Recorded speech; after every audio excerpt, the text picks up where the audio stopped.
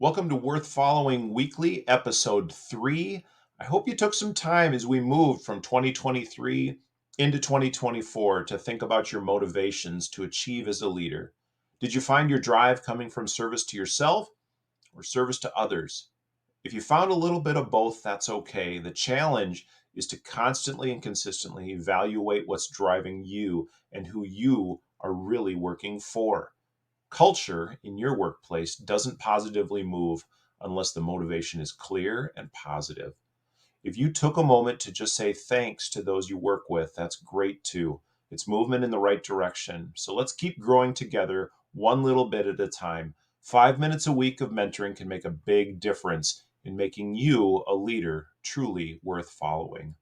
Last week, we learned a little bit about Clarissa and the motivation she had when she founded the American Red Cross. She served as the president of the Red Cross for 23 years once she founded it at age 60.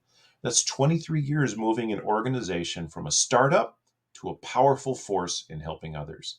So, regardless of where you are in your leadership journey, if you're just starting leading others on a team or you're a solopreneur, or a boardroom veteran, finding the center of motivations and refining it constantly is critical to your success.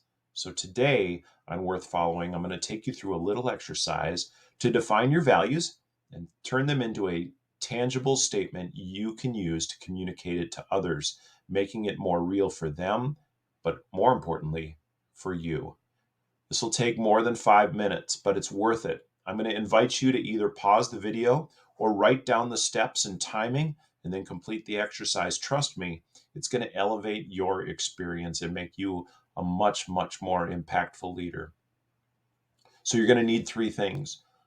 First, you're going to need a quiet place, then a timer, and a piece of paper or two. It's important that you have a timer for this exercise. It's 6 steps: ready, run, rate, refine, define, and declare.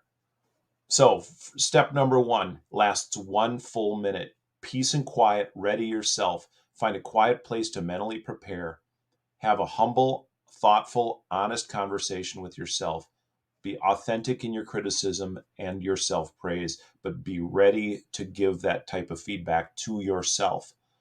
Step number 2 is the run phase. 5 minutes of writing the traits of a leader. It's like a brainstorm. Think of all the examples of how you believe in a leader acts. These should be 1 to 3 word descriptors, not full sentences. This is truly a sprint effort, so write down all the traits you see as a leader shows, whether you think they're good answers or not so good answers. Write them all down. Step number 3, rate. Give yourself 2 minutes only to go through your entire list and rate yourself. This is where honesty comes in. Rate yourself on how you see yourself consistently performing each one of those traits. Remember, we all lead someone, starting with ourselves. Be honest. If you struggle with one, that's a 1. If you really, really think you're doing a great job, that's a 5. And be honest with yourself enough to give yourself a 5 on a few of these. Step number 4, refine. Take 1 minute and quickly go through your list. Draw a circle around the 5s and draw a square around your 3s. Everything else you can just leave for now. Your 5s are your personal core values. You should have at least 3 to 5. Define the trait and then write down an action statement that matches your belief in that trait. Here's an example. If integrity was a trait that I found all leaders have to have, I would define it as this: integrity is honest and ethical behavior that builds trust with others. Once I've defined my 5s, now I can go to the 6th step, and that is to declare your values in a belief statement. Here's what a belief statement would look like on integrity. Integrity is at the core of everything I do. I believe that with honest, ethical behavior, I'll build relationships that have trust as their foundation, and my team will have stronger, more cohesive, and higher degree of personal and professional safety in our relationships and all our interactions. Did you see how I took just a straight definition and I moved it into a values statement that talks about how important it is to the relationships that we have in our workplace? Take the time to write your values statement for each of your top 5.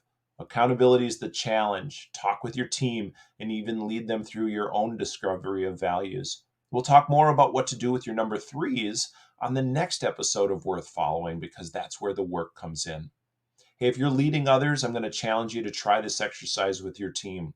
Build it into the beginning of your next meeting or build it into a specific benchmarking session.